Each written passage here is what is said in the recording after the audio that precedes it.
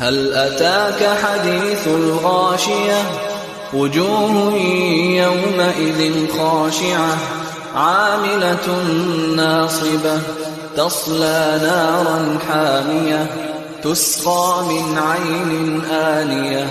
ليس لهم طعام إلا من ضريع لا يسمن ولا يغني من جوع وجوه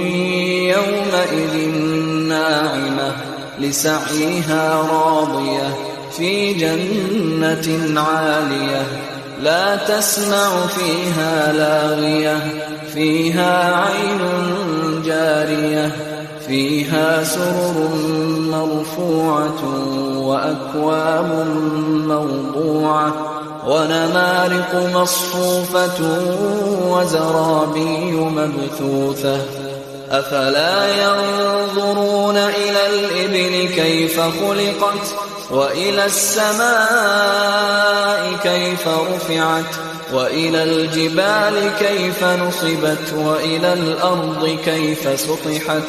فذكر إنما أنت مذكر لست عليهم